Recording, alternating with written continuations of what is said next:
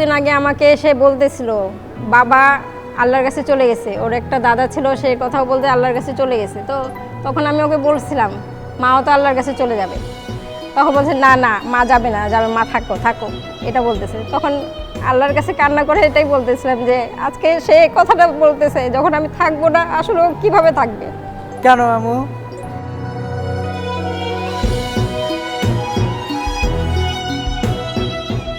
2 বছর যখন ওর বয়স ছিল তখনই ধরা পড়ছিল। আমি যখন পিজি হসপিটাল নিয়ে গেছি, ডাক্তারকে দেখিয়েছিলাম, তখন উনি ওখানে আমি সেখানে জানতে পেরেছি যে সে অটিজম। এই অটিজমের বিষয়ে আমি তখন জানতাম না। পরিবারে কেউ নেই, আমার সন্তান আর আমি। আমার হাজব্যান্ড মারা গিয়েছে, ওর বয়স যখন 7 বছর ছিল তখন আমার হাজব্যান্ড মারা গিয়েছিল। আমি পরিবার থেকে আঘাত পেয়েছি অনেক। পরিবার, তারপর আমাদের প্রতিবেশী কেউ ভালো চোখে দেখতো না, পাগল ভাবতো। তখন তো অটিজমের বিষয়ে সবাই জানতো না, কিন্তু জানতো মেন্টালি সমস্যা, পাগল। সেজন্য তাদের বাসাও আমাকে ডাকতো না। কোনো বিয়ের সাথে অনুষ্ঠান হোক বা কারো কোনো প্রোগ্রাম হচ্ছে, অনুষ্ঠান হচ্ছে, সেখানেও যেতে পারতাম না। ওকে নিয়ে আমি একাই অনেক স্ট্রাগল করেছি।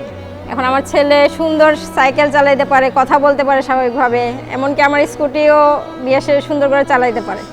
মাঝে মাঝে আমাকে নিয়েও ঘোরায়। ও আগের থেকে অনেক ইমপ্রুভ হয়েছে, কিন্তু তারপর একটা ভয়ভীতির ভিতরে কাজ করে যে আমি আসলে যখন থাকবো না আমার বাচ্চাটার কি হবে। বড় হরে কাজ করে তোমাকে খাওয়াবো। কাজ করে খাওয়াবো। বলো এটিএন নিউজকে নিউজকে ধন্যবাদ। ধন্যবাদ।